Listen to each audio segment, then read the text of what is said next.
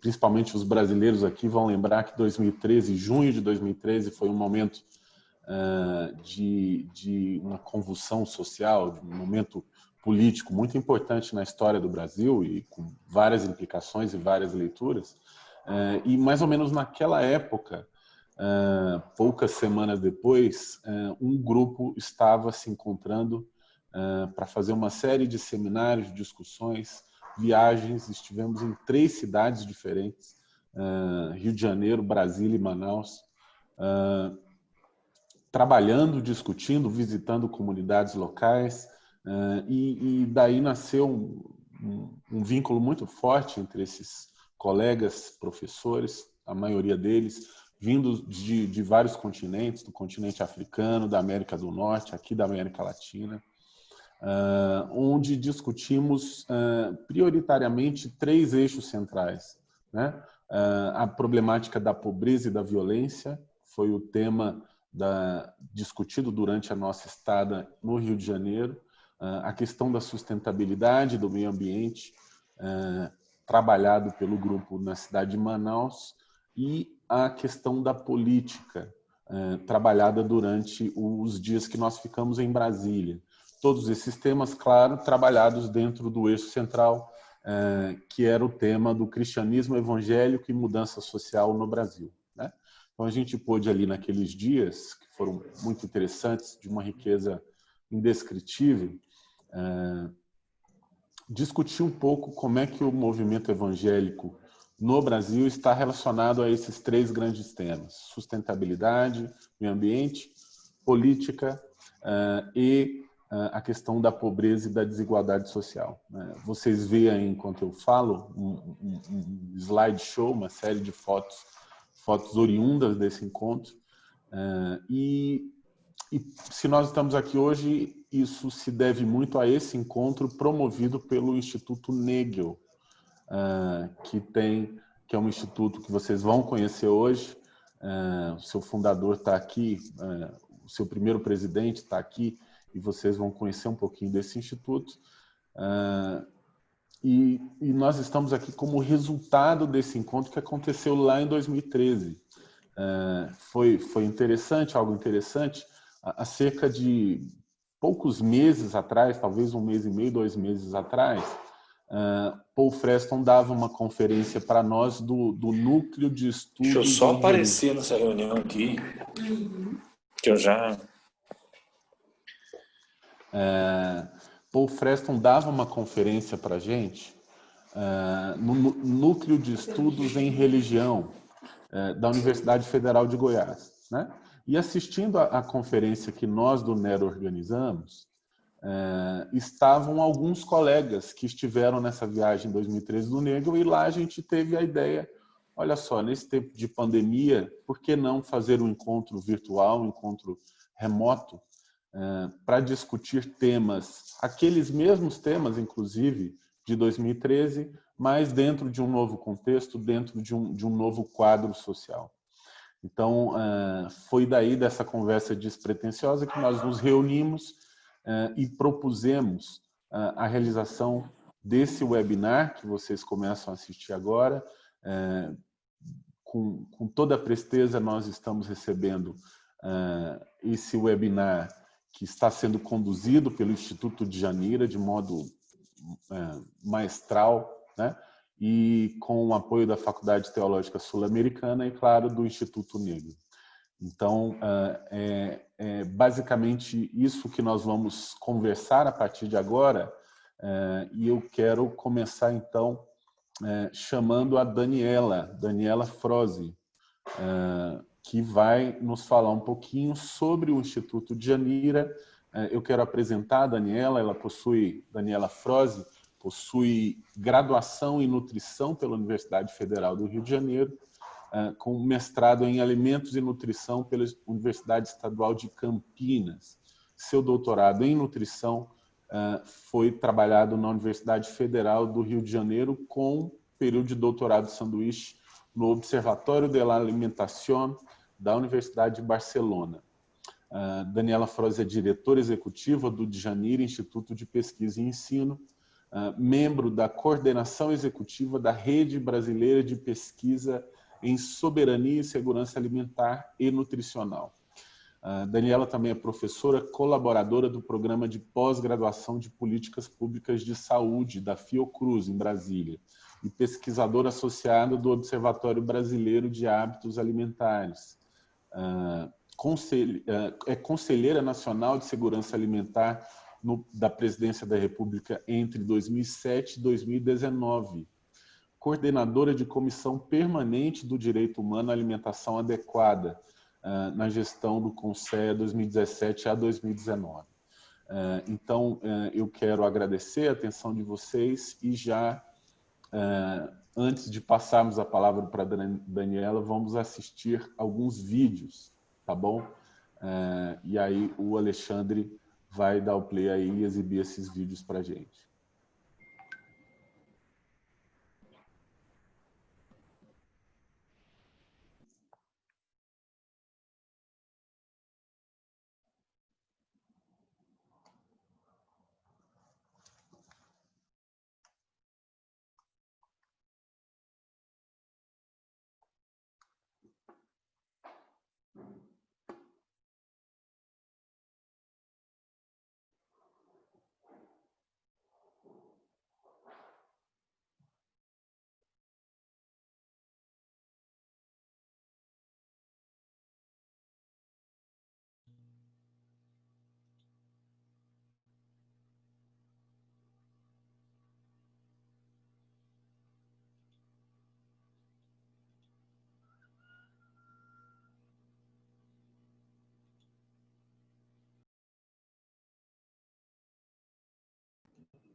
Um minutinho, vai começar em seguida. Só fechar algumas coisas aqui porque também.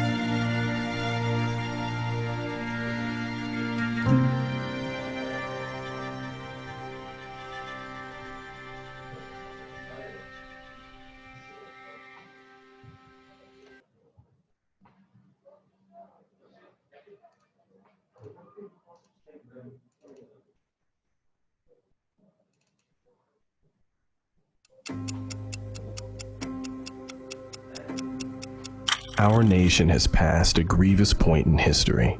100,000 Americans have died from COVID-19. As people of faith, we cannot allow this grim number to go unnoticed. Alexandre, o Always vídeo and ainda não everywhere, está it sendo is the exibido. duty of religion. Não? Obrigado. Não, a gente está no Windows Explorer. Ah, sério? Obrigado, Tiago.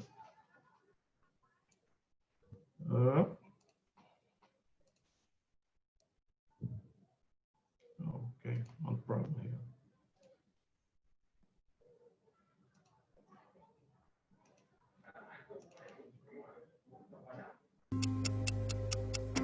No.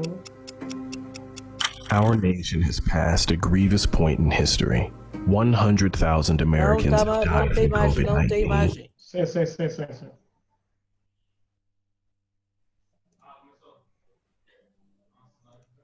Of religious communities to remember the dead and mourn their.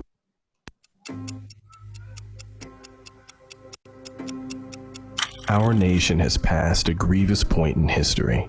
100,000 Americans have died from COVID-19. As people of faith, we cannot allow this grim number to go unnoticed. Always and everywhere, it is the duty of religious communities to remember the dead and mourn their passing. From generation to generation, we have been given this task to speak their names and honor their lives. As people of faith, we cannot let this moment pass unnoticed. The nation must be given a chance to mourn, lament, and remember the dead. The rapid spread of the disease, the scope of its impact, and the mitigation through social distancing has prevented the time and space for us to grieve.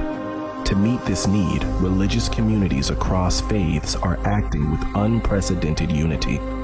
People of faith and others of good will gather together to mourn, memorialize, and remember the dead, both in our diverse faith traditions and in our public squares.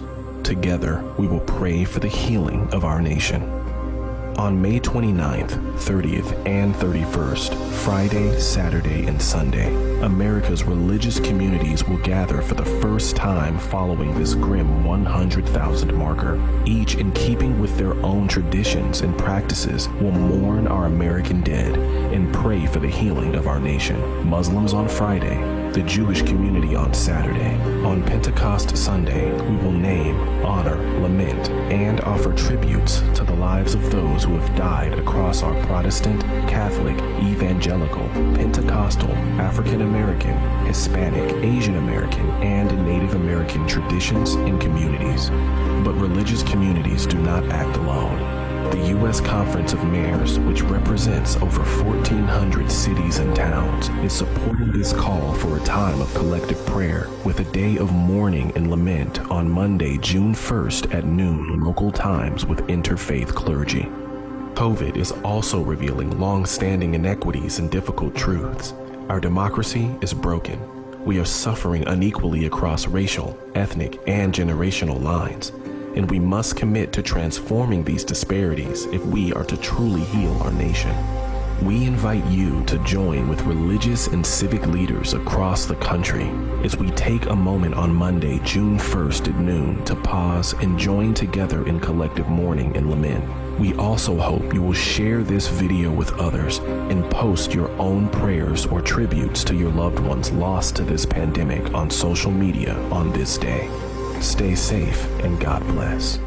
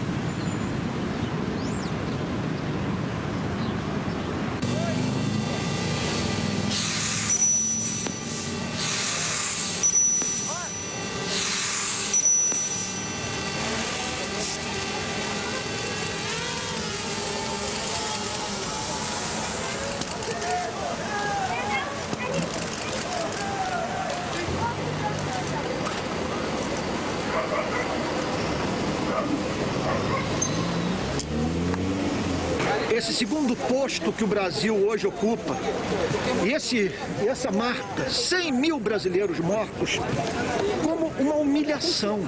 O Brasil está nu perante o mundo. E esses números deveriam fazer com que a sociedade parasse para pensar.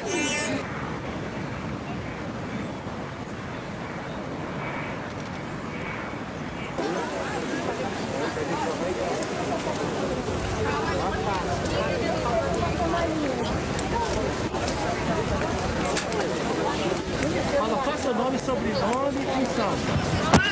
Isso é fake news, ok? Fake news. É mentira. Mente. Isso aqui é mentira. Olha só.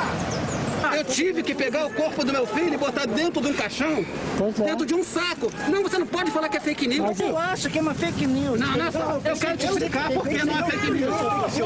Eu quero te explicar por que não é fake news.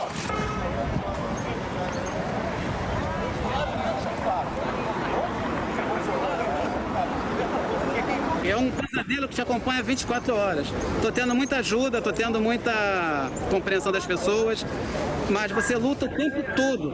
São 25 anos de boa convivência. Sabe, você perder um filho, acho que é a pior coisa que pode acontecer.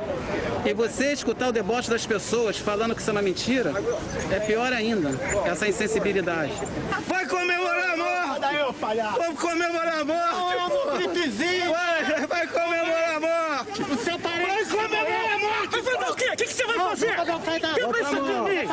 O corona só tá matando comunista, tá limpando.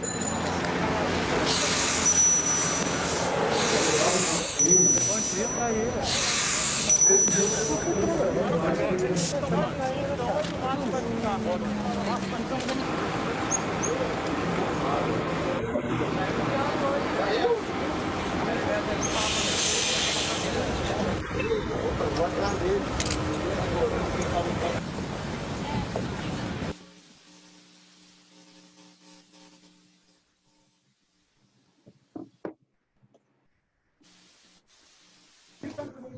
Daniela? Ok. Então, como eu havia me adiantado, nós vamos ouvir agora a Daniela Frozi, que com muita gentileza nos recebe esse webinar por meio do Instituto de Djanira. Daniela. Bom dia para todas e para todos. É um prazer imenso receber todas vocês aqui. O Instituto de Djanira, ele fica localizado fisicamente no Rio de Janeiro. Nós iniciamos nossas atividades em dezembro de 2017 com o desafio de ensinar e continuar pesquisando sobre o tema de segurança alimentar nutricional e soberania alimentar diante do momento em que o Brasil vivia de verdadeiro sucateamento das políticas públicas nesse setor, nessa área. E em função de uma percepção de um incômodo que eu tinha no meu coração de dialogar com ciências sociais e principalmente com as ciências sociais aplicadas e também com a teologia, que nós acabamos em 2018 concretizando um sonho que era também esse lugar, esse diálogo com a teologia, e fizemos uma parceria também com a Faculdade Teológica Sul-Americana. E nesse lugar, no lugar da teologia, nós também temos oferecido para a sociedade brasileira atualmente alguns estudos novos sobre essa área. Então nós temos uma pesquisa em andamento desde 2019, tem desdobramento nesse ano de 2020 nas temáticas de ecotecnologia e nas temáticas também de gênero. Nós estamos fazendo um grande mapeamento das mulheres teólogas, doutoras no Brasil, que dão aula, e que contribuem com a sua produção científica no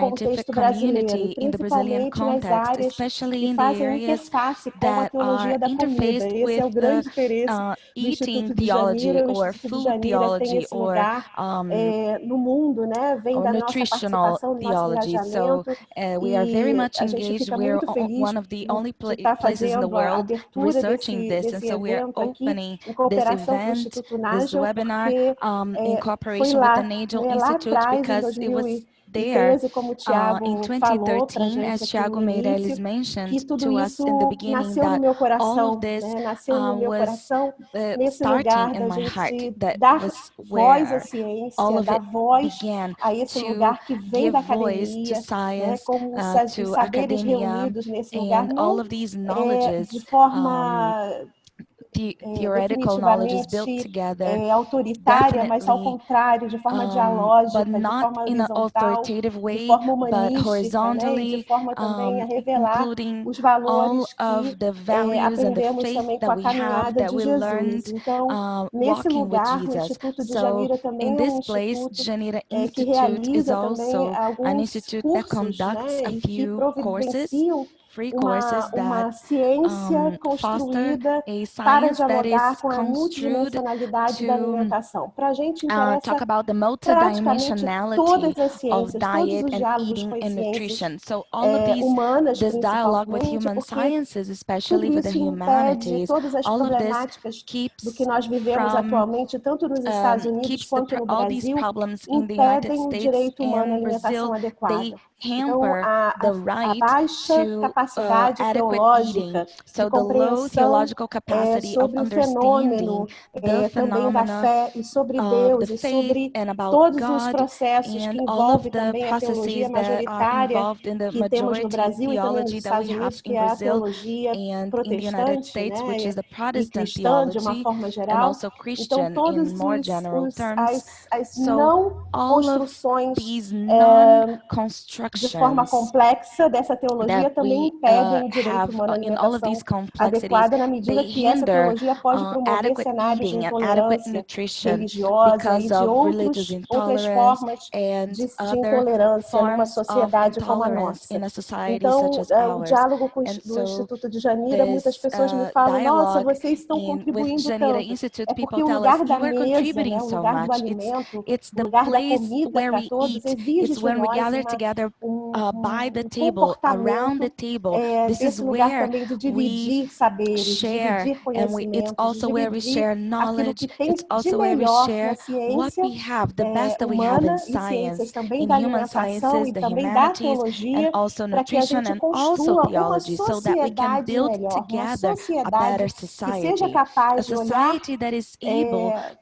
o ser humano e poder dividir com ele aquilo de mais primário que existe na existência, que é a sua comida, o seu sustento. E a gente tem esse lugar como um lugar vindo do sagrado. O sustento da humanidade não vem do meu dinheiro, não vem do capital, não vem daquilo que o mercado pode me proporcionar, o que das corporações podem me proporcionar. O sustento da vida vem do sagrado, vem de Deus, vem desse lugar divino, daquilo que é imaterial. Então, ter um bom diálogo com a teologia, ter um bom diálogo com as ciências sociais, nos faz capazes de sermos uma melhor sociedade, uma melhor academia, uma melhor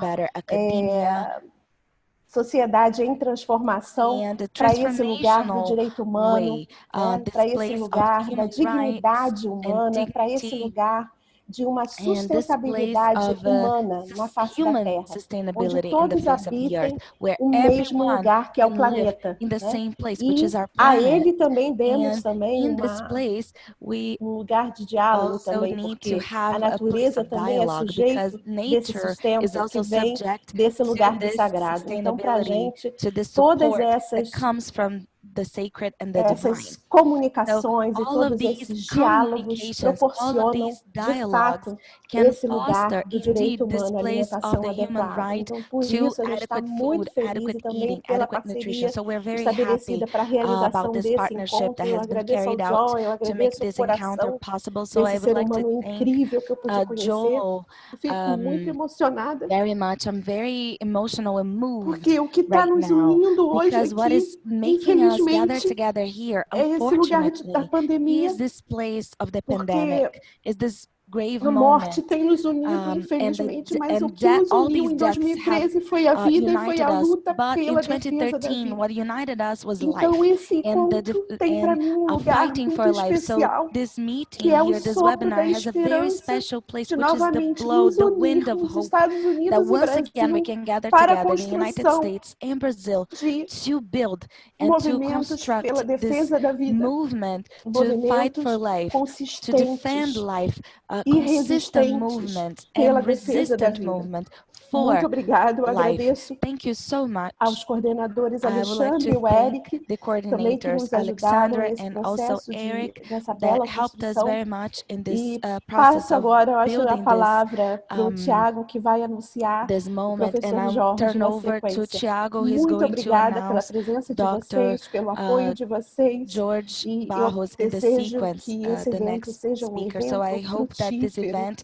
is very produtivo, fruitful, very belo, productive, and cheiroso, por que não beautiful, dizer, and mas também that muito an event that afetivo, que o smells nosso good, that lugar has da the pleasant humanidade scent, esteja presente aqui, and that all of our nas communities gather contribuições, nos together here, all risos, their nos olhares, contributions, nos the afetos, way that we que laugh podemos and look at each simplesmente other, that may we feel pronunciar this, pelos nossos even gestos, pelas online, but nossas expressões, virtually, porque may todos we nós share somos seres, the way that porque we are. você existe, e We are porque eu all existo, beings porque that nós exist, and existimos because of no all of planeta. us existing together in Grande this abraço, planet, it's sucesso all para worth it. todos So I nós, send hugs bons to everyone, aprendizados. Eu vou estar aqui and may sentada we learn and aprendendo be muito gathered daquilo together. que os I will be pesquisadores sitting estarão here learning a apresentando. lot from what the Muito researchers obrigada a will todos. share. Obrigada, Thank you, Tiago. everyone. Thank you, Tiago. Thank you, Daniela, Frozi. We will turn over to Professor Jorge Henrique Barros. He's one of the founders, and he's currently the vice director of the South American University. He is a Presbyterian pastor ordained in 1988. He acts as an evaluator of the Brazilian accreditation. He has a undergraduate degree in Recife, master's and doctorate from Fuller Seminary in Pasadena, California. Currently, he lives in João Pessoa, and he is doing his second doctoral studies in South Africa. Jorge Henrique Barros, you are very welcome here, and please, you can share with us what you prepared for us. Thank you very much. May the grace and peace of our Lord be with you. And it's such a privilege to be here with you in this international seminar.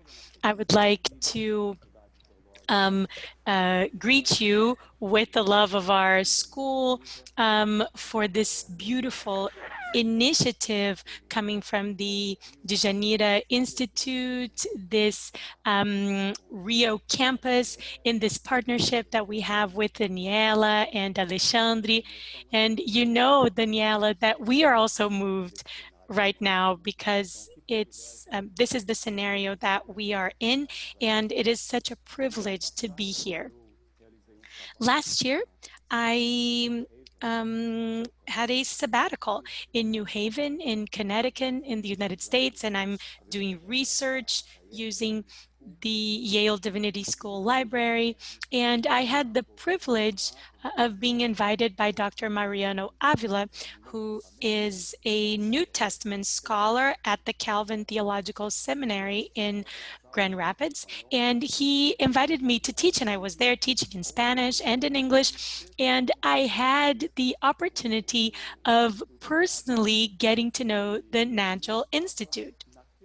And it was at that moment that I think it was maybe the new director had been there for only 10 days, Heath Miller, and I had the pleasure of meeting him. My wife and I met him. So Miller, thank you so much. And I would like to say hello and thank you for that meeting. And I'm so glad that this time together there brought us together here. We know that God had been preparing us through that pre-meeting so that we could be working together now.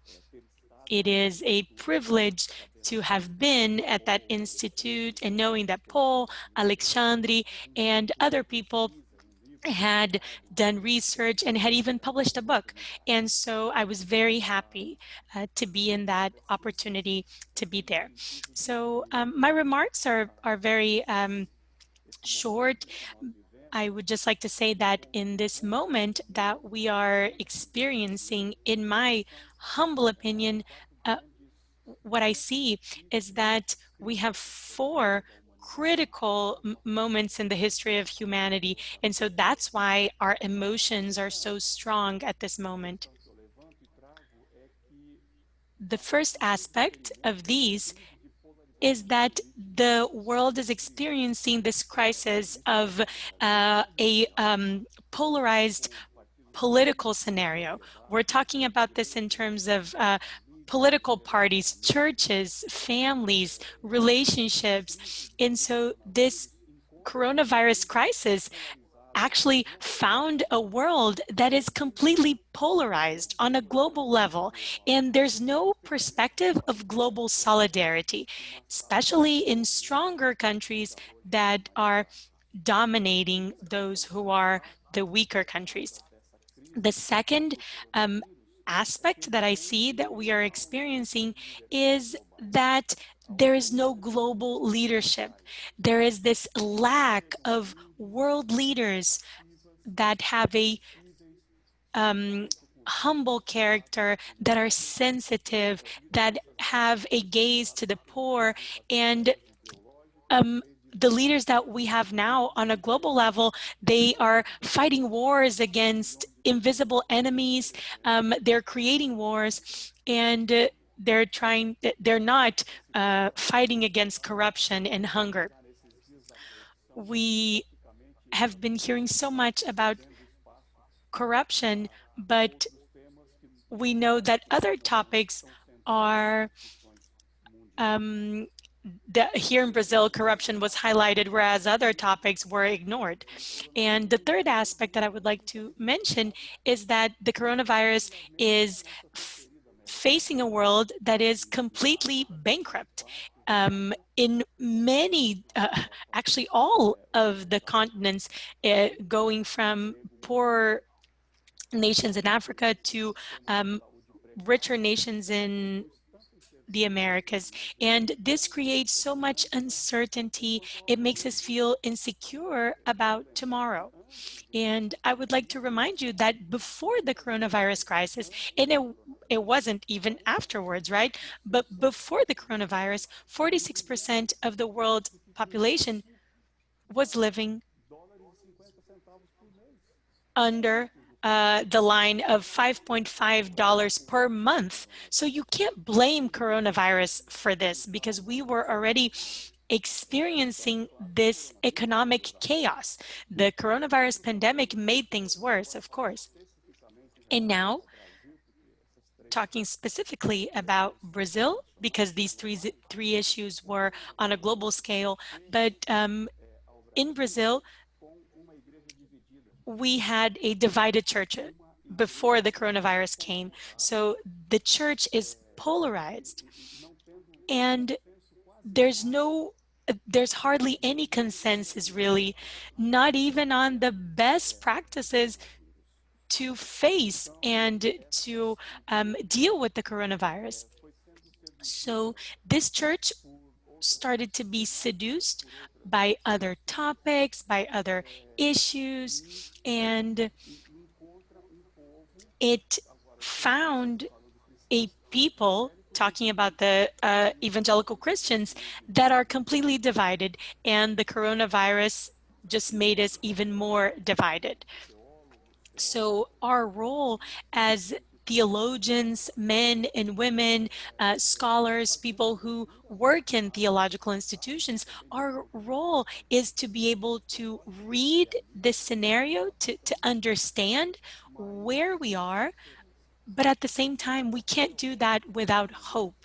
Our role right now is to build, facing this reality, we need to build projects that will foster hope for the world and for society.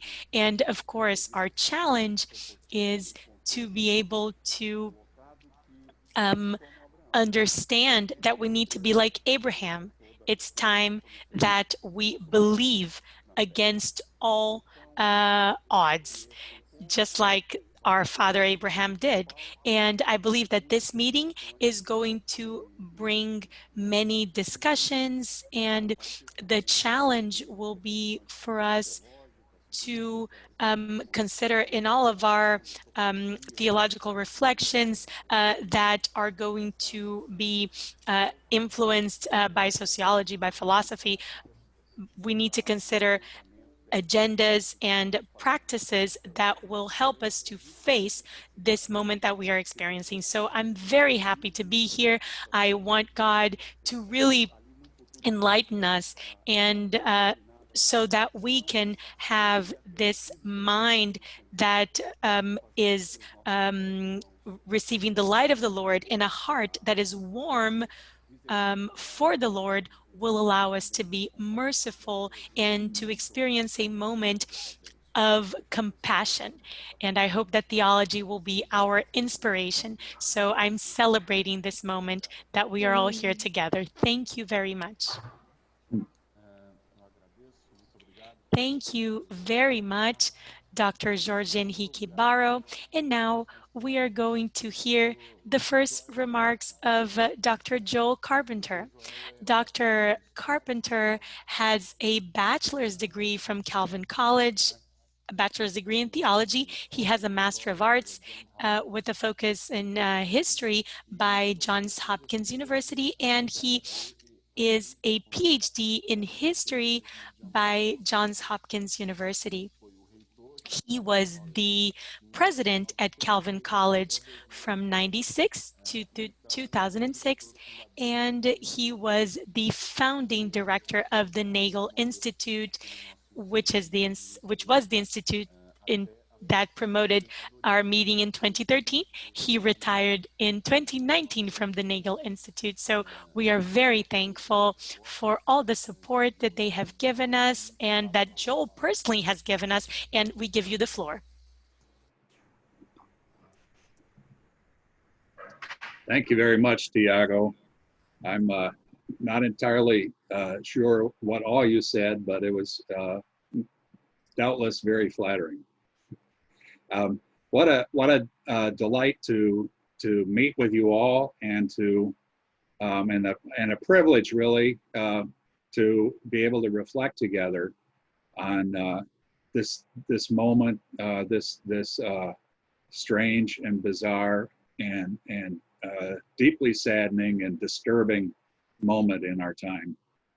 And as members of the Brazil team, which convened in 2013 in Brazil, continued to work together, talk together, actually produced a book together. Let me show you here. So they said, we think that it's an important time to continue comparisons. 2013, when we met, was a very different time, right? So in the United States, we were into the second term of President Barack Obama, African-American president, Bible quoting, gospel music singing president, and with a progressive agenda. And in Brazil, it was President Rousseff. And we were meeting together to talk about in the United States and Brazil, we have large and dynamic communities of born-again, spirit-filled Christians by profession. And what difference are these movements making in society and politics and commerce and in social life in our countries? And so those were the sets of questions that were before us.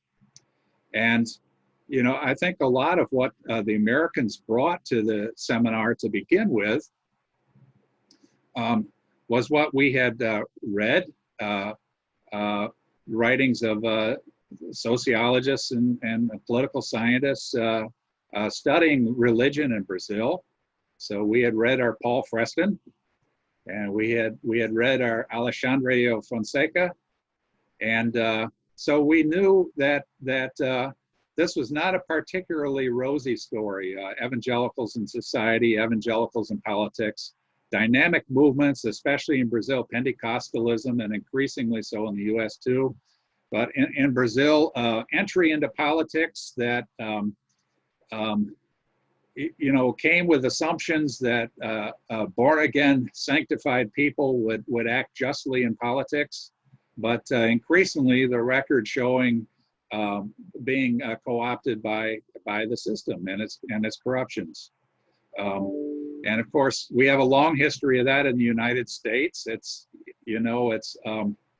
again and again saying here are these movements of protest. I think one of the best simple definitions of evangelical comes from the Scottish church historian Andrew Walls, who says that evangelical Christianity is a religion of protest against a Christian society that is not Christian enough.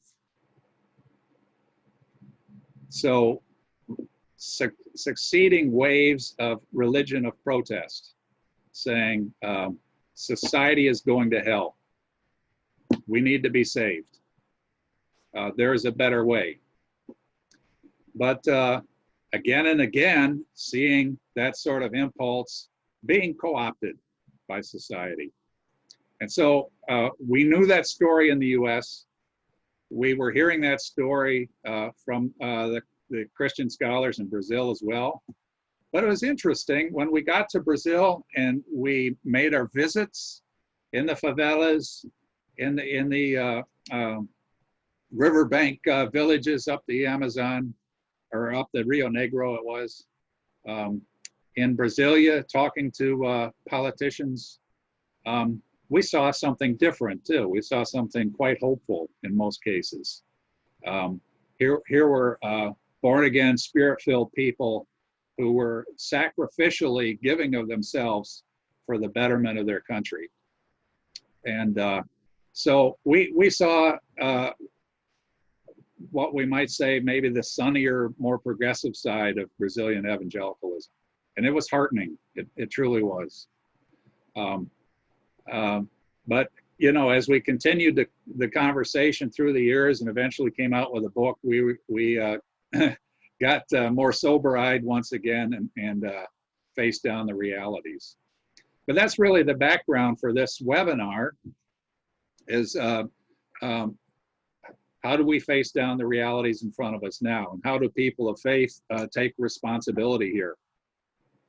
I'm a historian by training, American history. And so I'm not sure I work the same way as a theologian. My main question is, how did we get to this pretty pass? Where did this come from? And maybe I could just share a few thoughts about the US scene, evangelicalism there, the kind of role it's played through time. I think it's important to realize that this religion of protest, this religion from the margins dimension of revivalist Christianity has been very much part of the American scene. And repeatedly, these waves of revival and renewal in America from, say from the Great Awakening in the 1740s in the colonies on through successive awakenings in American history, you see the movement gaining adherence, eventually becoming popular, eventually joining the establishment in America. But then another folks saying something's gone wrong here. We Baptists and Methodists thought we were telling people you must be born again, you must be perfect as our Lord is perfect. You must be sanctified. You must be filled with the Holy Ghost. We see a complacent nominal Christianity that's taken over, and we protest against that. We speak against it. We preach against it. But then the Baptists and the Methodists settled down in town and became comfortable, and the cycle began again. What I want to say is that this character of American evangelicalism, in its heart, in many respects, a religion of protest, merged with another historic dynamic in the United States, which is what we call populism. I don't know how that translates to Portuguese, but once again, a politics of protest, a politics of people who see themselves as being on the margins or in the hinterlands. I think very often in American history it has worked that way, perhaps not the same way in Brazil, but people from the villages, people from the farms saying our lives are being shaped, and evidently in some occasions saying our lives are being wrecked by the elites, by the corporate moguls of industrializing America, say in the late 19th century, by the bankers. They're foreclosing our farms, when we run into a rough patch. These university people, they think they know it all. They're telling us how we ought to read our Bibles, or they're telling us how we ought to view the economy, or they're telling us what the natural world is truly like, and we don't believe them. We're skeptical, and we're going to protest. We're going to throw the scoundrels out, and we're going to have an America that's more truly representational of the average American. This dynamic in American politics is ongoing, and it has had seasons of peculiar power and influence, but by its nature, it can't become a new establishment. So once again, like evangelicalism, this dynamic to it of continuing to see things from the margins and raising a protest and wanting to be rid of the main institutions of society. So we look at what's happening today, and how America has so abjectly failed to handle the coronavirus. And you say, it's a populist impulse. I'm not going to let those so-called scientists and medical experts from the Johns Hopkins University tell me how to live my life. Or I think a lot of what we're getting here is fake science. We're hearing fake news. And I want to say that evangelical Christianity is not the only source of it, but it has done much to abet this kind of skepticism and resistance to legitimate authority that has led to these roaring infection rates in the United States and to the politicization of even wearing a mask. So I think evangelicals, and look at what they've done on the scientific front. Huge movement doubting and fighting against the teaching of Darwin and evolution in the public schools 100 years ago in the United States. And a continuing skepticism about evolution ever since. It's translated over into skepticism about vaccinations, skepticism about global warming. And one of the deepest reservoirs of this kind of skepticism and anti-intellectualism has been evangelical Protestantism in America. I'm sad to say that's my heritage. But there it is. You want to know, where has this come from? How has this developed? I think there are some things deep in the character of evangelicalism and of American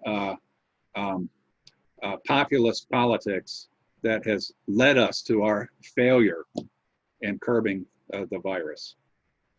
So I think I'll pause for that. You've had your American history lesson for the day, and we can go to what's next. Ok. Muito obrigado, Joel. Thank you, Joel, pelas suas considerações. E após essas falas que tiveram com muita propriedade fazendo a abertura do where we were able to really kick off our event. Now it is my pleasure to invite the conference speaker of the day, Religion and Society. We are going to hear from Dr. Paul Freston. It's important to state, and I would like to share this, because if we're here today, there is the influence of Paul Freston for us to meet here, because the meeting in 2013 actually came from a moment where all of us were at a conference that Paul was speaking at in Goiânia. And when we were there, we thought it would be interesting for us to gather together, and we are here today to hear him again. So I would like to introduce us Professor Paul Freston. He is Professor of Religion and Politics at Balsil's School of International Affairs and at Wilfrid Laurier University in Waterloo, Ontario. And he is a collaborating professor at the São Carlos Federal University. He is also a distinguished senior researcher at the Institute for Studies of Religion at Baylor University in the United States. He has a degree in history and social anthropology from Cambridge University, a master's in Latin American studies from Liverpool University, and a master's in Christian studies from Regent College in Vancouver, Canada. Paul Freston has a PhD in theology, a PhD in sociology from Unicamp University, and he was a professor at Calvin College as well. His emphasis has been in sociology of religion, talking about sociology of religion, religion and politics, religion and globalization, Protestantism, and Pentecostalism. So it is our joy to hear Professor Freston this morning, and I will give him the floor. It's our pleasure.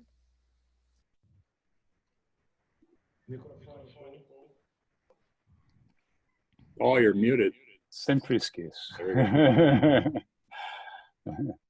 Muito obrigado, Tiago. Thank you, Tiago. Obrigado, Alexandre, Thank you, Daniela, os outros Alexandre, Daniela, organizadores, the other Joe, os outros organizadores desse Joe encontro. Carpenter, the other organizers of this event. Eu dei como título da minha fala Trump, Bolsonaro e evangélicos em tempos de pandemia. Porque me pediram para falar sobre esse nexo, né, de evangélicos no Brasil e Estados Unidos, Trump e Bolsonaro, ou seja, uma política populista de direita, e como Joe mencionou, tanto os Estados Unidos como o Brasil, na realidade, já tiveram outros populismos populist administrations that were a little different, and also the pandemic times. And I'm going to talk about this connection in 3 items. First, comparison, then contrast, and then finally, very briefly, connection. Então, primeiro, comparação. So, first of all, comparison. muito provavelmente Estados Unidos e Brasil têm os maiores números, as maiores comunidades evangélicas do mundo. Não se sabe ao certo, porque outros candidatos são Nigéria e China, e não temos dados muito confiáveis sobre eles, mas é bem capaz que seja Brasil e Estados Unidos as duas comunidades evangélicas maiores do mundo. E, de certa forma, o Brasil mudou religiosamente do sul da Europa em direção parcialmente aos Estados Unidos. Ou seja, antigamente o Brasil se assemelhava religiosamente bastante ao sul da Europa, Europa Latina, e hoje se assemelha muito mais aos Estados Unidos, no sentido de maior pluralismo cristão. Outra conexão é que, outra semelhança é que, apesar do tamanho, nesses dois evangelicalismos, americano e brasileiro, nós vemos muito um discurso de vitimização, né? Apesar do tamanho dessas comunidades. E esse discurso evangélico de minoria sitiada por outros hostis, encontra uma ressonância afetiva com a política populista do agravo. É claro, evangélicos nos dois países embarcaram fortemente na onda populista, votando em candidatos, digamos, surpreendentes, candidatos com comportamentos pessoais que contrariam o que os evangélicos conservadores sempre defenderam, mas que, no entanto, conseguem o apoio maciço deles. De certa forma, desnudando as verdadeiras prioridades do eleitorado evangélico, expondo a hipocrisia das posições defendidas por eles anteriormente. E, além disso, outra semelhança marcante, a pandemia. Os dois países com, de longe, os maiores números de mortes na pandemia. O que levanta uma indagação. Se os dois países que mais se notabilizaram pela desgovernança da pandemia são governados por líderes notoriamente apoiados por evangélicos, será que isso significa que haverá um acerto de contas pós-pandemia que vai levar ao descrédito da religião evangélica?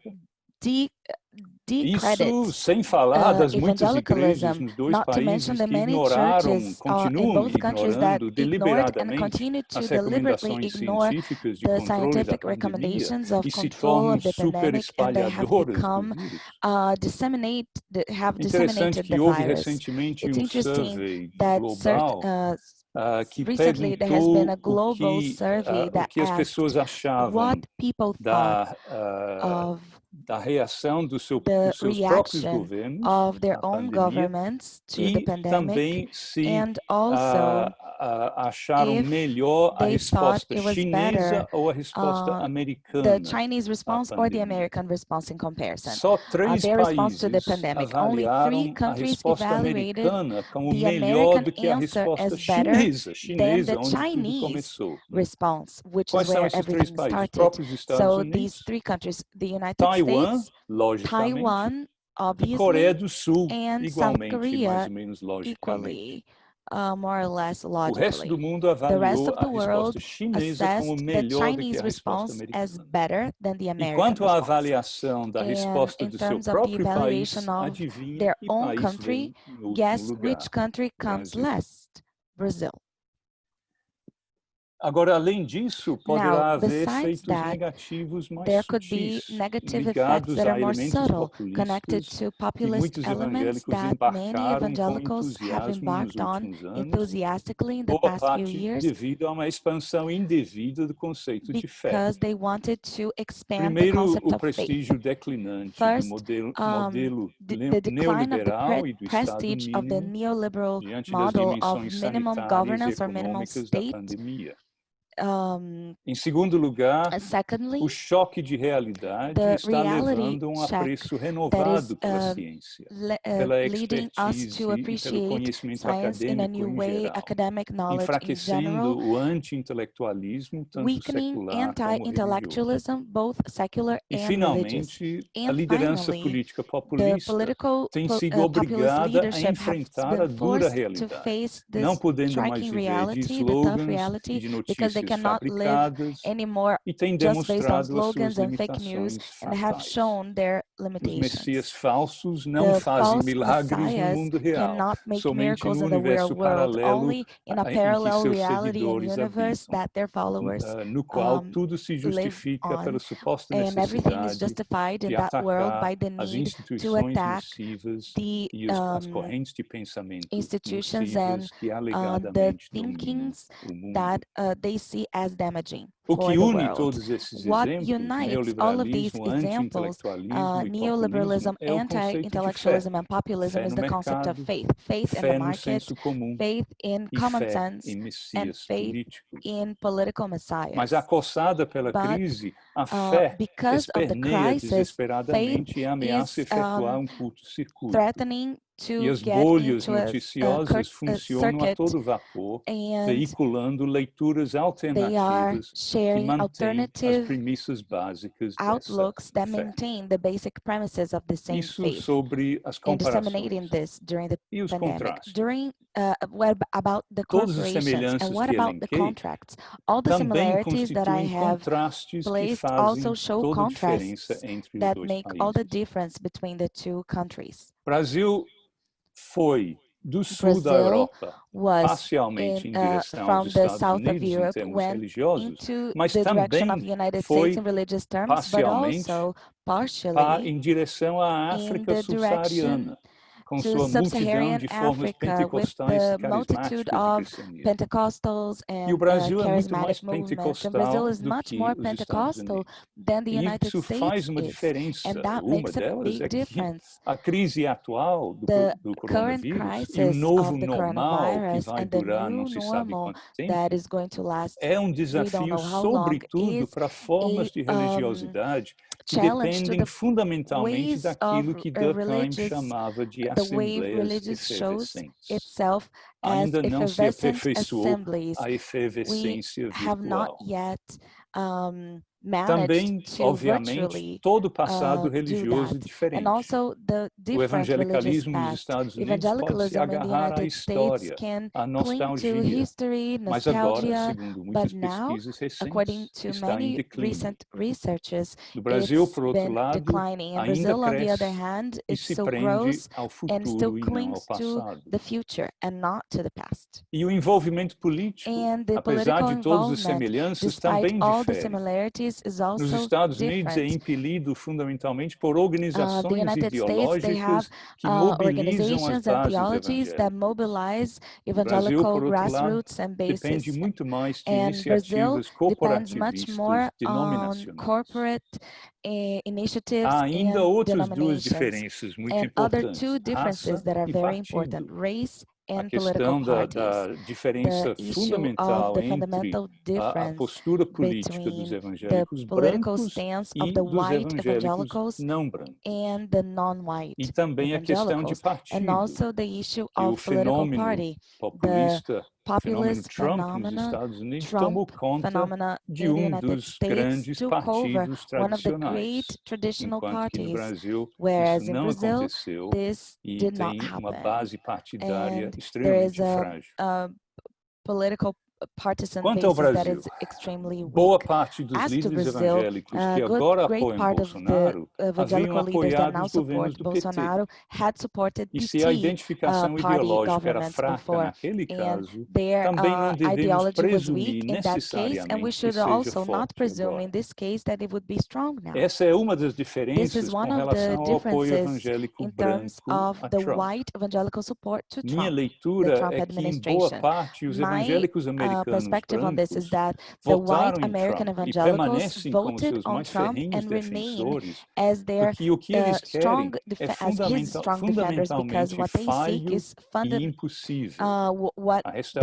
fundamentally broken, which is the restoration of an imaginary America that is white and super powerful, or at least a world where the racial hierarchies and national hierarchies are not contested. But everything indicates that what the mass of evangelicals in Brazil that support Bolsonaro, that is not broken in the same way. Também há especificidades na Also, subida the populista no Brasil specificities in que a the populist diferenciam rise in dos Brazil Estados Unidos that e de boa differentiated parte da from Europa. the United States and good part of Em Europe. primeiro lugar, First o of all, neoliberalismo the econômico radical da economic campanha de neoliberalism Bolsonaro, that is radical a in the aceitabilidade do Bolsonaro qual campaign, talvez reflita o and momento it pós-PT no Brasil, em perhaps boa parte. reflects the moment Em segundo post-PT lugar, party ao in Brazil. contrário do Ocidente desenvolvido, o Brasil quase não tem imigração, quase In não Brazil, tem we muçulmanos, almost don't quase have não tem immigration, we almost don't ameaça have Muslims, terrorista. we almost don't No have Brasil, então, terrorist o espaço do terrorismo é ocupado pelo crime. is No lugar da replaced by imigração e a mudança crime, where cultural it que would be. acarreta, And temos as the mudanças cultural culturais changes, defendidas por instead, vários we have the movimentos cultural sociais. changes that are E o espaço defended do by Islã, several no discurso movements. And the place of populista, Islam in vem the a ser populist ocupado no discourse Brasil pela in esquerda. Brazil is occupied by the left E em wing. terceiro lugar, uma In terceira third place, diferença, a third enquanto a difference is extrema-direita na that França e na whereas the Itália, por right wing exemplo, in France and recebe Italy, for apoio instance, desproporcional das received the regiões mais disproportionate pobres e support of the pessoas mais pobres, o caso brasileiro é o inverso. A gente opposite. sabe que We know Bolsonaro é that apoiado Bolsonaro is desproporcionalmente supported por pessoas disproportionately mais by abastadas, people who mais are wealthier, brancas e mais whiter, femininas, ao and more contrário feminine, justamente to the da contrary comunidade of evangélica, the evangelical que é community, desproporcionalmente and disproportionately pobre, poor, não branca non-white, e feminina. and Porque feminine. alô? Just one moment, please. Maybe your language, maybe your interpretation system is on. Maybe could you check if your globe, the little globe icon is Como é on que or eu off? verifico isso? How can I check that? There is a Sim. globe O que eu icon faço com on esse your globo? screen. What do I do with the globe? You click on it and you choose the Tá off off, já tá option. off. It is off. Your sound is very loud in the translation. É melhor Sorry. falar mais baixo, então? Should I speak lower? No, I don't know what's happening. You can move on. Tá. Okay. Então, justamente o apoio original de As I was Bolsonaro saying, era o the contrário original support das to Bolsonaro was características the opposite evangélicas. of E the por evangelical isso, characteristics. And a for this importância reason, especial para the special Bolsonaro importance do for apoio Bolsonaro evangélico. of the evangelical support. Além disso, há uma Besides, ambivalência there is evangélica an com relação ao evangelical populismo. ambivalence in Ou terms melhor, of duas populism, ambivalências. or Uma two mais global, ambivalences. One relacionada more a global, características related centrais da to religião central evangélica. characteristics of E eu evangelical acho que a religion, não and I observância believe that the disso pode non-observance ser uma das of razões this do could be one of declínio the reasons evangélico of hoje the nos Estados evangelical Unidos. decline today in the E a United outra, States, mais and the other brasileira, one, more relacionada à Brazilian, história related nacional to the e à posição national ainda history ambígua da and the confissão still evangélica. ambiguity in Tudo the isso evangelical faz com que o confession. cristianismo All of this evangélico makes brasileiro evangelical não Christianity possa in lançar a Brazil mão cannot impunemente do populismo. cannot Primeiro, a relação global. not O uso populista do count on cristianismo tem populism. mais a So ver com the populist cultura e use in Christianity identidade has more do que to do com with fé culture and e identity valores. than faith and Mas a values. tradição But evangélica the nasce evangelical justamente de tradition uma recusa de was born entender a religião from dessa a forma, refusal to understand distanciando a religion in this way, religiosidade verdadeira distancing the true de apropriação individual religiosity e and internalizada das externalidades taking de on cultura internally e these identidade cultural nacional. externalities and national Assim, diz identities. Olivier sobre a And França, thus, quanto mais the uma pessoa Levallois in insiste France, na fé, when em the person contraposição à insists in identidade, faith as opposed menos to propensa identity, a votar em they are populistas. less E depois a dimensão brasileira. Em alguns sentidos, o caso internacional mais parecido com o Brasil é a Polônia. Lá também há um povo ainda bastante religioso, tradicionalmente católico, embora sem a pujança evangélica. Há pouca imigração e após 3 décadas de democracia, há uma reação cultural à ascendência de valores liberais. Mas há diferenças fundamentais também. Ao contrário dos populistas católicos poloneses, os evangélicos brasileiros não podem ser nostálgicos por um passado idealizado ou defender identidades e símbolos religiosos tidos como inerentes à nacionalidade. Além disso, na virtual ausência do Islã no Brasil, a posição ainda liminar dos evangélicos se revela no fato de ocupar algo do espaço social que o Islã ocupa em boa parte do Ocidente, como exemplar da pior espécie de religião. E com certeza, os evangélicos brasileiros não podem imitar os evangélicos americanos no sentido de perda de um país que já foi deles. Também há fatores internos ao campo pentecostal brasileiro que complicam a adoção do populismo. Avançar do reativismo para o ativismo, para a disputa da agenda política, traz riscos para o projeto político pentecostal baseado no voto corporativo, já que quanto mais dilatada a agenda, maior a possibilidade de desacordos. Interessante que o manifesto da Frente Parlamentar Evangélica, logo antes do segundo turno de 2018, mostrou plena consciência disso. Disse, para além da pauta tradicionalmente por nós defendida, compreendemos que é chegada a hora de darmos uma contribuição maior à sociedade. Mas ainda assim, o manifesto não vai muito além.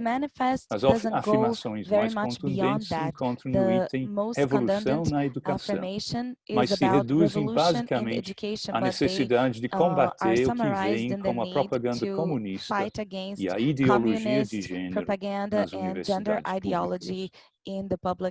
O fato é que há riscos para os próprios líderes pentecostais numa agenda política mais ampla. Os líderes pentecostais, quando não tratando da defesa de seus próprios interesses, enfatizam 2 coisas: questões políticas de fácil tradução para a linguagem da igreja e abordagens sobre os problemas do Brasil que lhes mantêm como figuras centrais.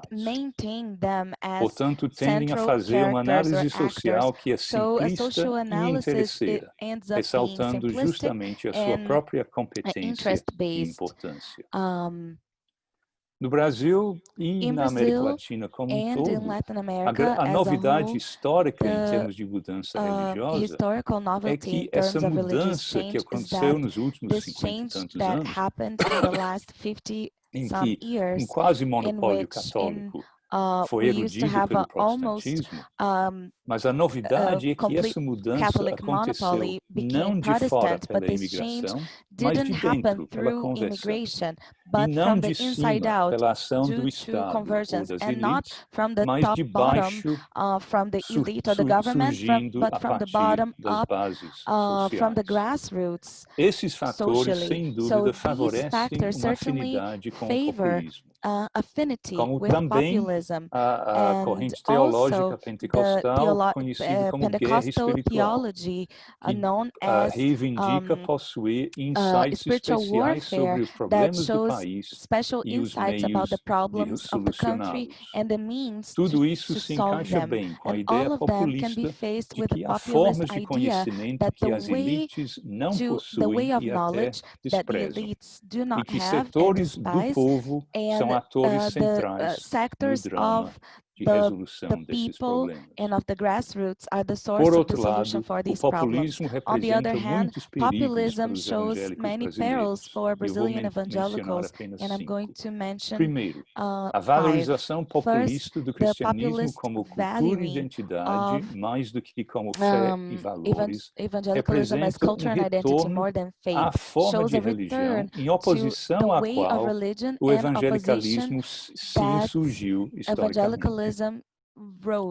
Em segundo lugar, a condição evangélica brasileira, de minoria, ainda de minoria grande é verdade, mas de minoria recente e ainda preponderantemente em um nível social mais baixo,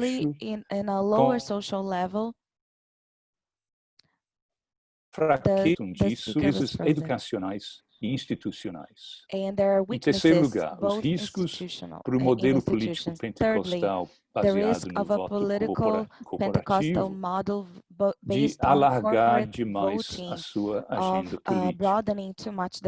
Em quarto lugar, a relutância de todos os líderes populistas de sofrer limitações sobre a sua liberdade de ação de ideólogos de qualquer espécie, inclusive de ideólogos religiosos.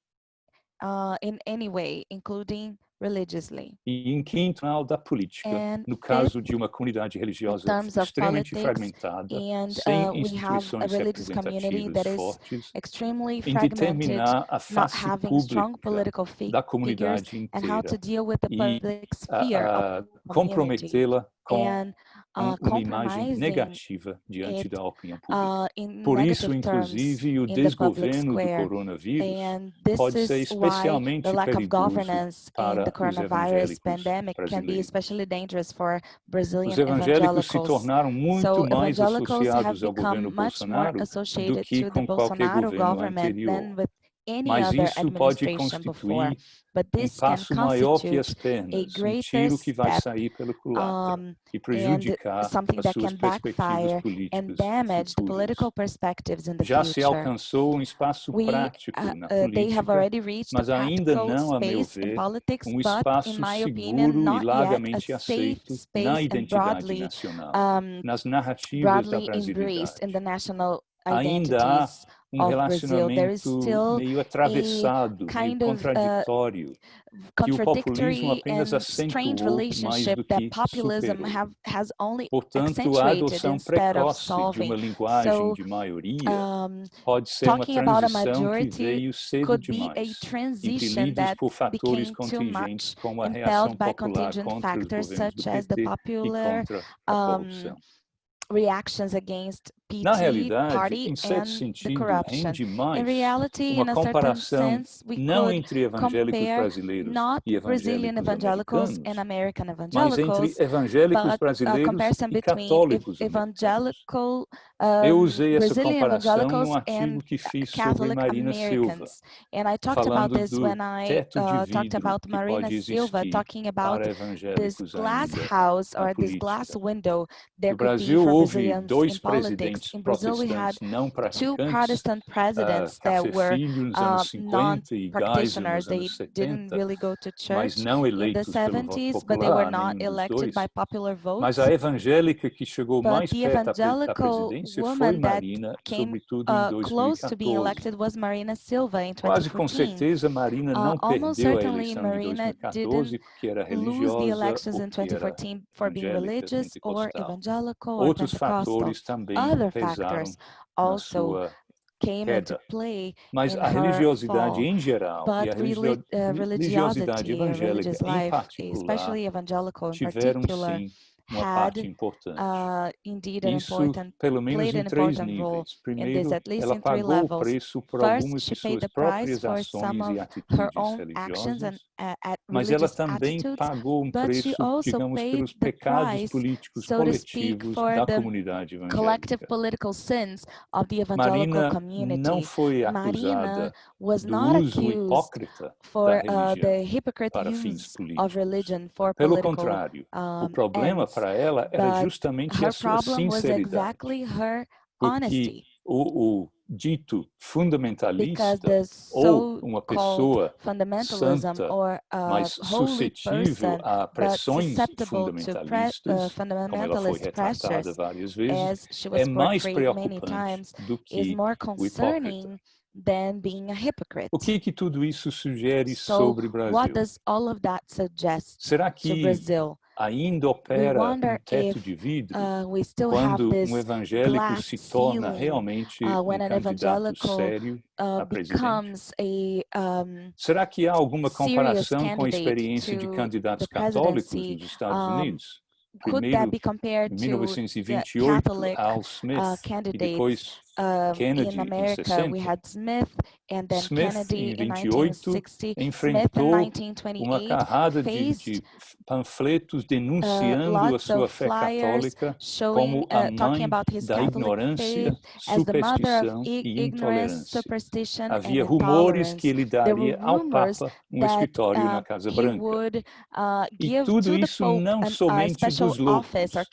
Até a Christian Century, uma revista liberal protestante muito respeitada, expressou preocupação em ter um presidente que era representante de uma cultura alienígena, de uma mentalidade medieval e de uma hierarquia antidemocrática. Três insultos, às vezes lançados hoje contra pentecostais brasileiros. Mesmo em 60, Kennedy sentia que ainda precisava dedicar um discurso especial para esclarecer, não, como ele disse, não em que tipo de igreja eu acredito, e isso deve ser importante apenas para mim. Mas em que tipo de país eu acredito? Um país em que nenhum líder religioso vai dizer ao presidente como agir, nenhuma igreja tem preferência política, nenhuma organização religiosa busca impor a sua vontade sobre a população ou sobre os seus governantes eleitos. E Kennedy termina implorando: me julgue na base do meu passado político e nas minhas opiniões declaradas. Não me julgue pelas afirmações de líderes eclesiásticos. Mas, claro, há uma diferença organizacional enorme entre o catolicismo e o evangelicalismo, que levanta o que Calivas chama o problema do compromisso, do comprometimento, onde o comprometimento com as regras da democracia não pode ser presumido. Os candidatos religiosos precisam enviar sinais críveis sobre como se comportarão se forem eleitos. E Calivas conclui que a estrutura institucional é fundamental nisso. Estruturas hierárquicas centralizadas como o catolicismo permitem o policiamento interno, tornando mais fácil enviar sinais confiáveis para fora. Mas estruturas descentralizadas, como os evangélicos, os moderados são incapazes de garantir o comportamento dos radicais. Isso torna mais difícil para futuras marinas, mesmo mais sábias do que ela, de conseguir se eleger. E eu creio que, em parte, o tratamento da Marina em 2014, aliado ao fracasso eleitoral redondo do pastor Oliveira, levou, em 2018, boa parte da liderança evangélica a optar por apoiar um Bolsonaro, que eu retrato como o primeiro presidente pan-cristão, que transita entre os mundos católico e protestante. Uma pessoa que não se diz evangélica e não tem nada de hábitos evangélicos, e que todo não evangélico sabe que é hipócrita, mas é melhor na política ser hipócrita do que ser genuíno. E terceiro, para terminar, muito rapidamente, conexão. Há influência crescente de certas organizações evangélicas americanas de direita no Brasil, na América Latina em geral, como a Capital Ministries e grupos sionistas cristãos como a Coalizão Latina por Israel. coalition Mas for Israel. sempre temos que levar uma But we coisa always em have conta. to take O something possível into hiato consideration, entre a possible intenção e abyss capacidade between intention americanas, and que American ninguém duvida, capacities. No e, por one outro doubts lado, o the resultado capacity or ability efetivo and sobre the a prática effective result brasileira. on the Ou Brazilian seja, practice. as That entidades is, evangélicas Brazilian americanas, sem dúvida, têm American ambições entities globais e certainly têm have muitos global recursos. ambitions E and por many isso facilmente resources. conseguem And líderes they can easily, evangélicos dos países do Sul evangelical leaders dispostos of a the South, participar de they are suas willing to atividades, participate in their principalmente quando activities, for em especially hotéis de when 5 estrelas em Miami. it is Mas in a isso não quer five-star dizer que hotel in tudo que Miami. But ensinam that does not mean seja that everything they assimilado, teach can be aceito e assimilated, traduzido em accepted, prática. and translated into Claro practice. que essas entidades Of course, americanas vão these dizer que American sim, entities will para say convencer seus that próprios it is so, financiadores, to vão convince dizer que tem uma tremenda their influência global. fundraising E and os their críticos supporters, delas and também their critics acreditam also nisso e believe in deploram that, essa and influência. they despise this Mas o influence. pesquisador But não deve the acreditar em researcher nenhum dos shouldn't lados de believe in antemão. any Tem of que the sides averiguar beforehand. e não He must acreditar assess and necessariamente nem no evaluate and not protagonista, necessarily believe nem the no protagonist or the antagonista. actor or the De antagonist. qualquer forma, para At any terminar, rate, in conclusion, eu creio que é I believe evidente a that importância para it is Bolsonaro evident da and the reeleição importance de of Trump. Se Bolsonaro. It Trump is very important for não Bolsonaro, for Trump's reeleito, re-election. isso vai If Trump ser is not re-elected, golpe this is going grande to be a nas great perspectivas coup de in terms Bolsonaro. of Bolsonaro's Além disso, perspectives. a última coisa, Besides, the last me thing, parece que, it seems voltando to à me questão da that pandemia going back to e the à question of the desgovernança da pandemic and the pandemia, lack of me governance parece que thereof, it haverá seems to uma me perda that there will be significativa a de significant liderança loss e of prestígio leadership and global prestige americano globally, depois da pandemia.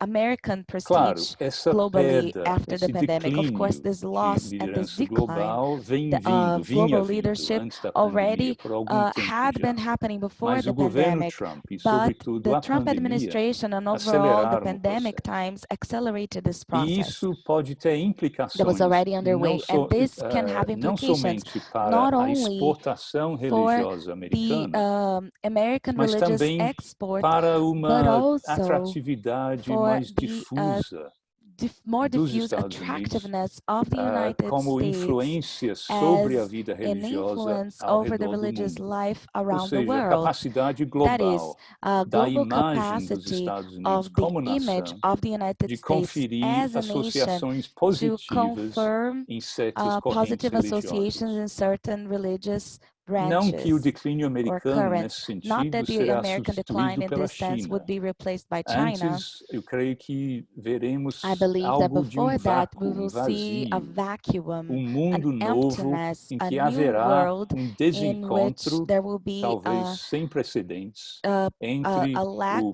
of poder duro, o hard compass power, e o unprecedented soft power, o poder between brando. E esse hard power and soft desencontro power. pode And this predominar num can grau predominate in a totalmente sem level that is precedentes na entirely história do mundo e unprecedented pode ter in the history of the consequências world, and sobre it can have consequences over mudanças the religiosas ao religious redor do mundo. changes around the world. Muito obrigado. Thank you very much.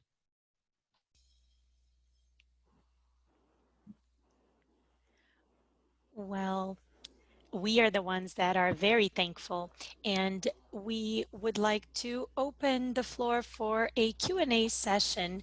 So all of you that are hearing will have the opportunity to ask your questions using the chat.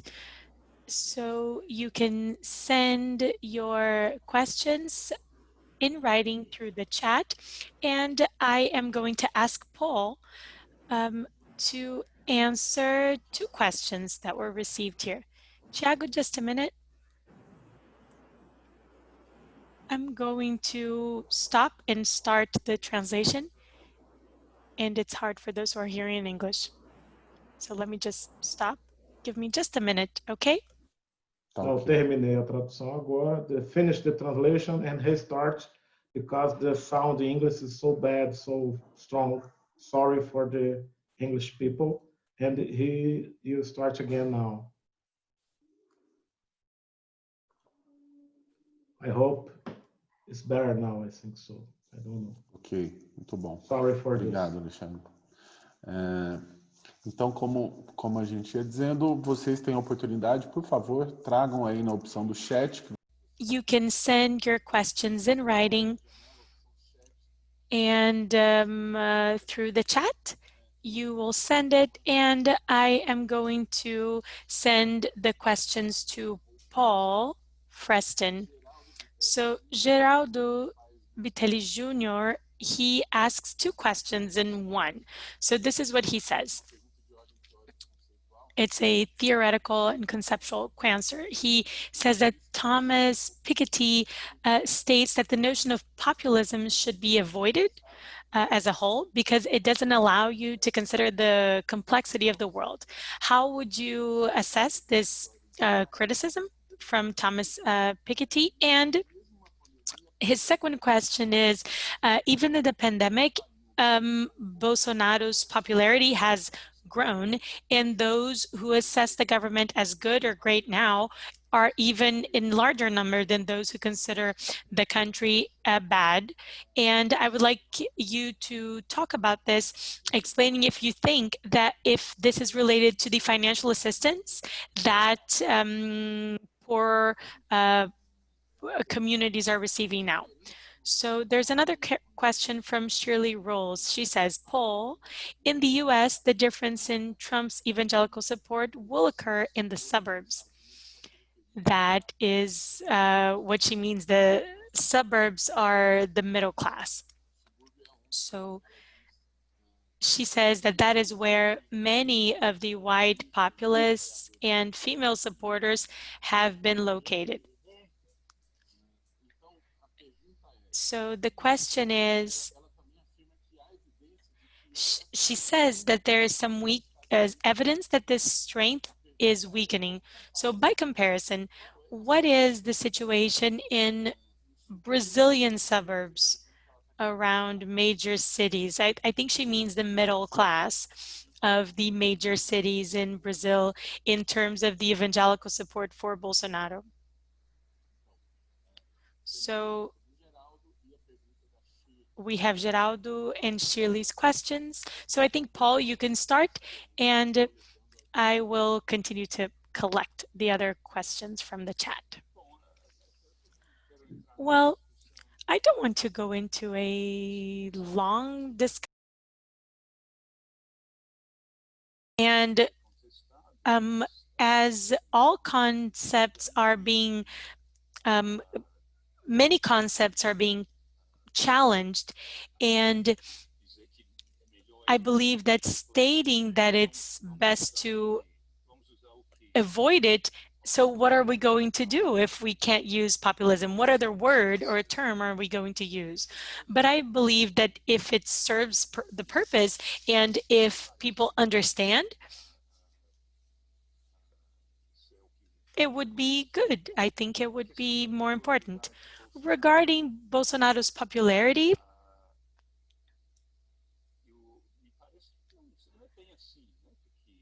it seems that it's not necessarily as it was said in the chat, because he lost some of his popularity when Justice Moro, who was the Minister of Justice, quit. He was the minister that had the highest popularity in his government. He was seen as a hero, the one who was a hero of the anti-corruption campaign prior to the election, and his resignation led to a reduction in his popularity levels. And connecting to Shirley's question, in the more middle class areas, it seems that this could affect the support to Bolsonaro, and there could be some people that are envisioning the same change in terms of electoral basis that happened with the PT, the Workers' Party government. So the problem for Bolsonaro right now is that the only region in which he lost is the was the Northeast region. And of course, the neoliberal speech is something that he needs to solve. But this was something that, you know, he had it coming. Even prior to the pandemic, it could be seen that this neoliberal insistence that he would make would end up being reduced in his government. So in a year and something of his government, we see that he's already anticipating some of these changes. Paul, we have other questions. Professor Marion is asking, because you said that the ideology of evangelicals is weak, but they are, you know, very firm, and they have an agenda, which is habit conservatism and neoliberalism and the self-made man. I don't see an evangelical defending social policies in this case. It was just a comment, not a question. But Isaac asks, what gives you hope about the US situation? And what about Brazil?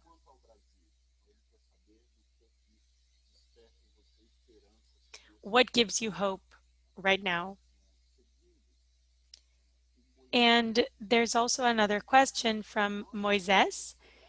He says that in our Brazilian context, how can you join a evangelical speech discourse with a policy or that is completely against or opposing biblical principles?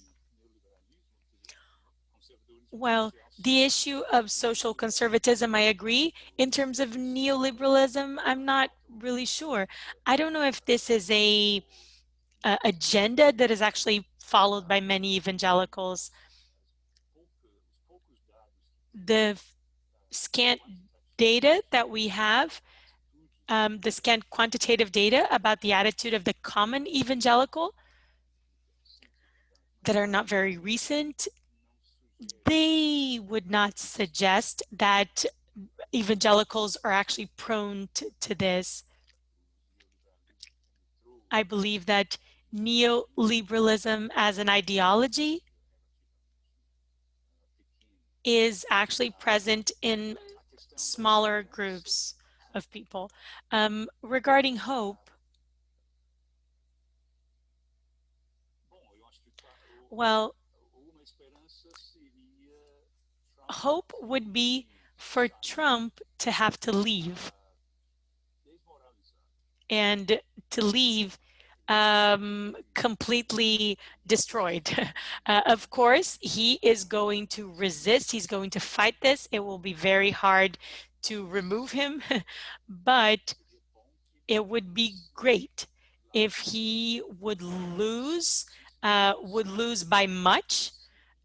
And if he's not losing, if he doesn't lose by much, he would have to lose anyway and just be completely demoralized because he was a non-democratical president.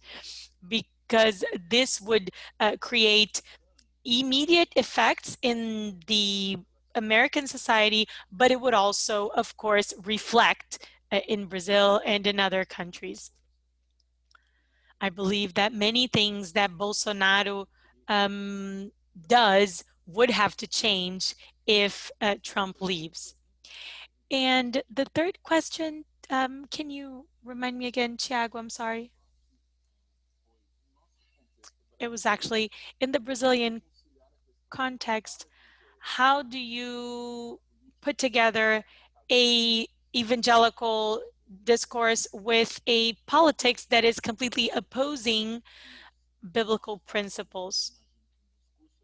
It would be an evangelical discourse with a politics that is completely opposing to biblical principles. Well, I think it wouldn't be how do you put together, but how do you explain it, right? How can we understand this? And it really is complicated.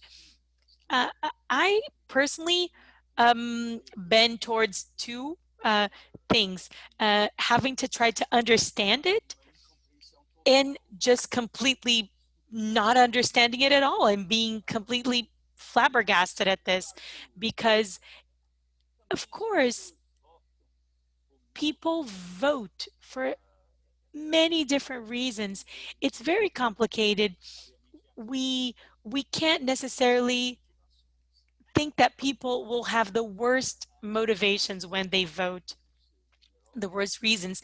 We need to be generous, actually, and we need to give people the benefit of the doubt. Maybe those who voted for Bolsonaro, they did so for other reasons, not because they like his racism. They like the fact that he's sexist. You know, maybe they believed that he would do other things that would benefit people in their daily lives. And this can be an illusion, but that's an entirely different matter. This would be a problem of the political culture level of our population. And in this sense, evangelicals would not stand apart from other sectors of the population.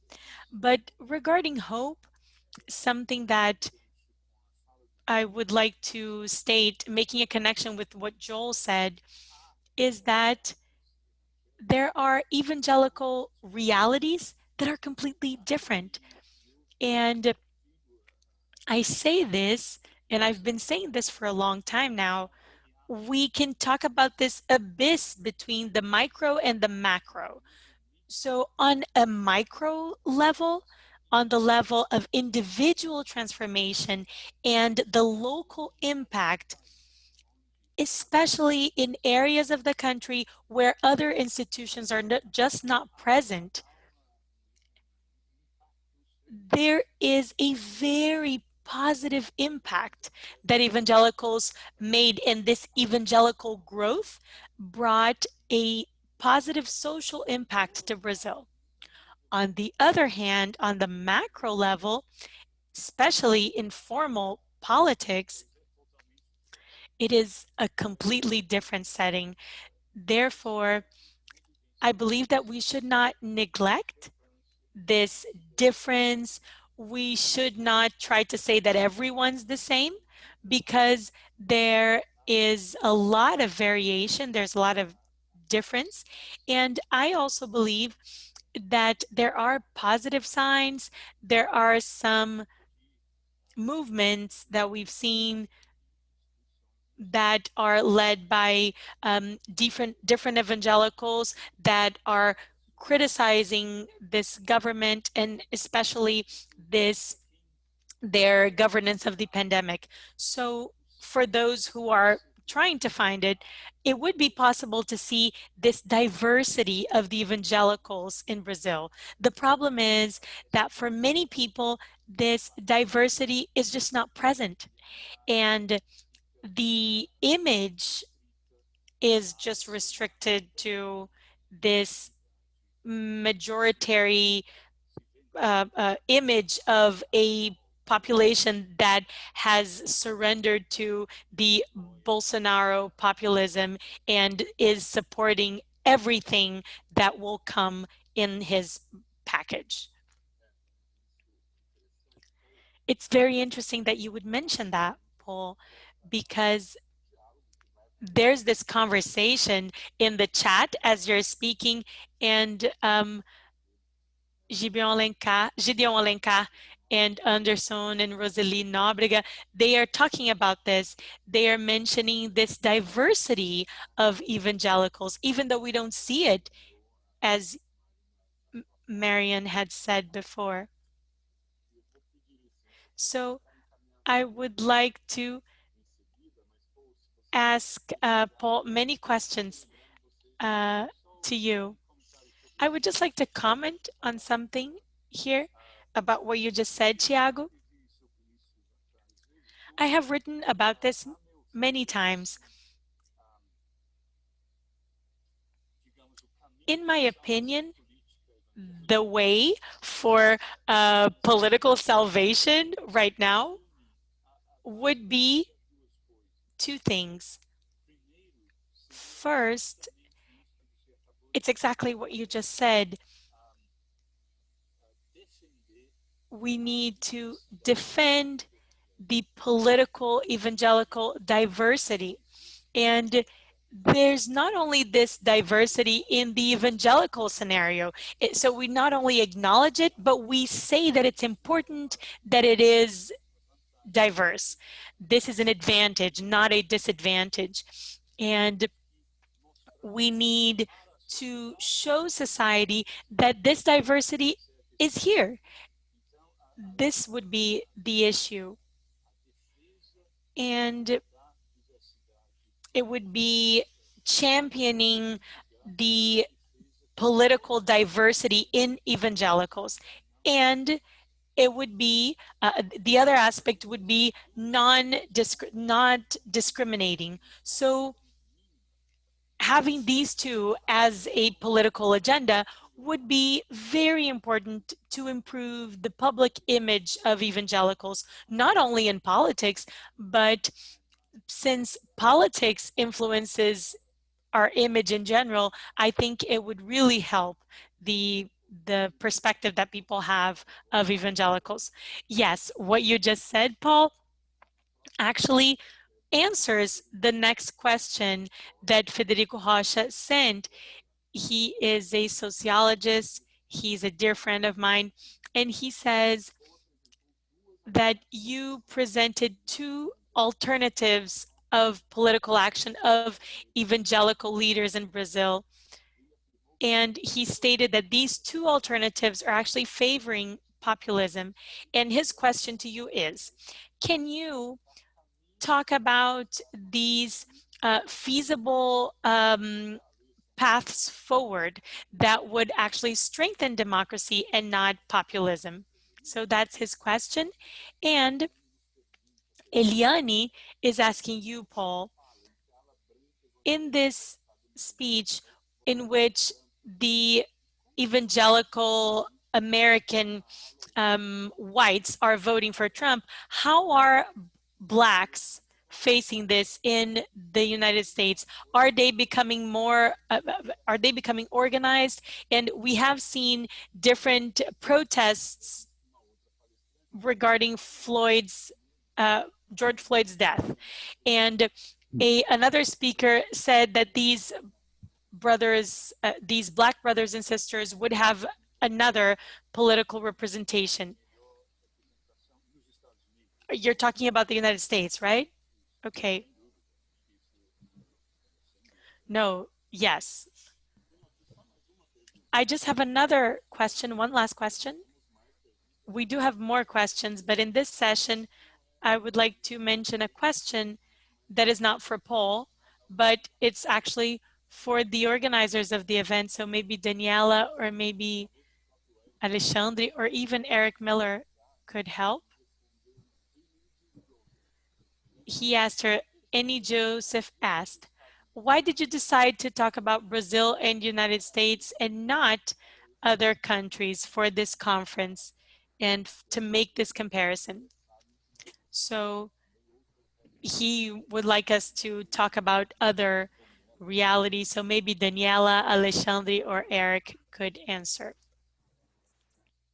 So Paul, over to you. Maybe even you could answer that.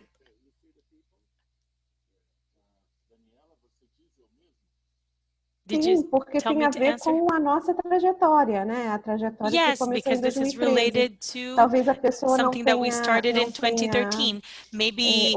início da abertura do evento e, portanto, não esteja entendendo. Então, talvez você mesmo possa explain.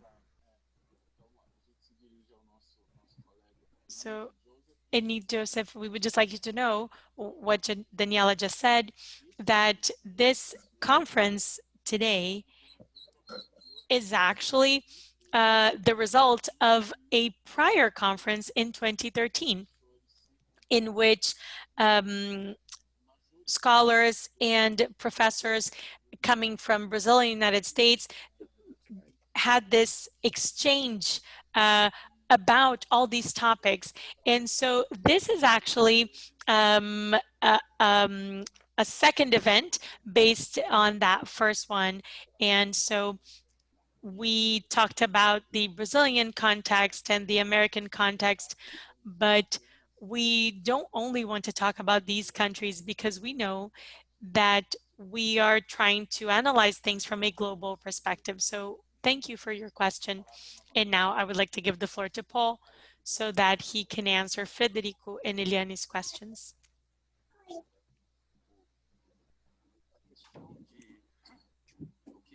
So about what can churches do, I think that it would be good to talk about what churches should not do. So they should not involve church leaders and pastors in politics. This is just deadly.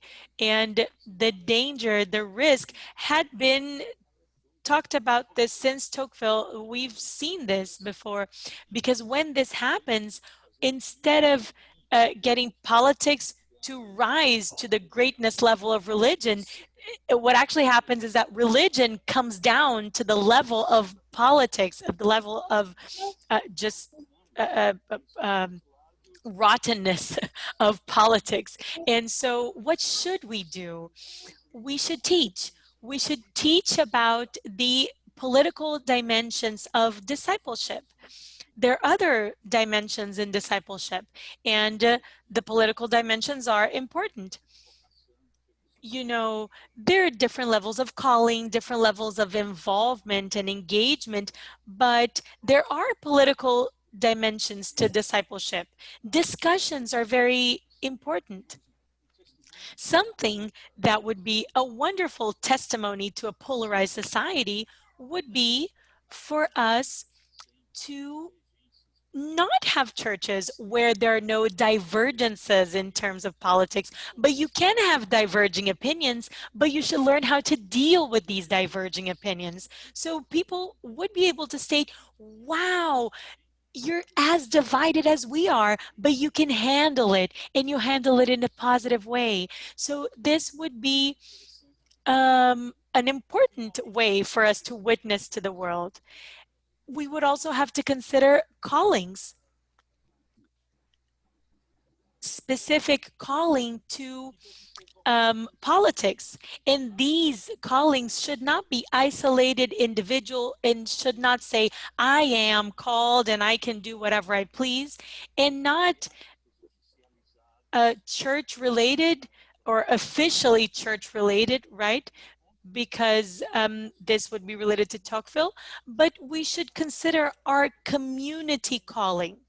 And this would actually make us have to equip the saints using the language that Paul used in Ephesians. This would allow us to look at things through the kingdom of God perspective and not through the church. You're equipping lay people, Christian lay people, to do their work in the world. And they will work in many different areas, and that includes politics. And now, about Black evangelicals, I would not be able to answer because it seems to me that things are actually becoming faster and faster in this setting. But of course, differences in the United States have to be considered as well as the similarities. And these differences are not necessarily things that favor Brazil. Many times the differences end up making our Brazilian context even harder. So that's why the movements within the evangelical movement should even be more engaged. So even though I wasn't asked that question about why Brazil and United States, I wasn't involved in that decision. But you know, of course, this comparison is important, and it is important due to the reasons why I mentioned in my remarks, but it's not that we shouldn't make other comparisons, comparing ourselves with Africa, with other countries in Latin America. And even in this sense, we need to remember how these predominating ideas of Brazilian identity came to be. They were always focused on comparisons between Europe, Brazil and Europe, and Brazil and the United States. But why don't we compare with Africa and Asia? Probably these Brazilian features, these specifically, uniquely Brazilian features would be different. And this type of comparison without saying that they shouldn't be done with the United States, but I believe that these other comparisons would give us more insights, even more insights than the comparisons with a Europe and United States would not make possible. So Paul, thank you very much. We want to be punctual. We started on time and now it's already 1 p.m. here in Brazil. So we want to be punctual at our conclusion as well. So I would like to apologize to those who have sent questions that were not read right now, but we still will have the rest of the day today and tomorrow to bring our questions. So we are now closing. I would just like to ask Eric Miller to talk to us about Energy Joseph's question, because Eric has important remarks to present about this discussion between Brazil and the United States. So Eric, you have the floor. Thank you. Okay, so I'm ready. Go into English.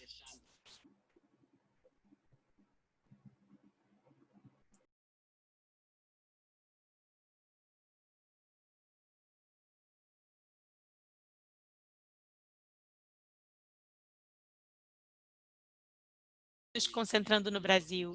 Claro que together, but included in this group are many scholars whose work goes beyond Brazil and the United States, and we have a session that's devoted to them in particular that's coming up with Amy Reynolds from Wheaton College, Alan Ye from Biola University, Jay Case from Malone. So stay tuned for that. They'll be going beyond Brazil and the United States, trying to approach this in a more broadly comparative way. And then the new director of the Nagel Institute, we're delighted to have with us today and in this session, or in this webinar, Retief Mueller is actually going to speak to us out of his experience as a South African and his experience in the global South. So I hope that we'll be able to have the satisfaction of both a very particular focus that will provide some depth, as well as enough breadth to also satisfy that understanding too. So thank you. Good question. Ok, então a gente dá essa nossa primeira conferência aqui como encerrada e nos encontramos. First conference, and we will meet again at 5 p.m. for another conference. So thank you very much, Joel, Daniela Frozi, George Enrique Barro, and Paul Freston for your remarks that were so encouraging and that made us very positive about the rest of the seminar. Thank you very much. I have a question, please. Will we be using the same link for the afternoon session? Yes, same link, same link. Speakers will come in 30 minutes before, and the participants at 5 p.m. in Brazil, and the Americans at 4 p.m. in the United States, in Canada. Thank you. Thank you, Juliana and Denise, for taking such good care of us. And sorry for the audio issues in the beginning. When we restarted the system, it worked very well. Thank you very much, Paul. You survived and you were brilliant. As usual, Joel, Daniela, Tiago, George, thank you. So have a great lunch break.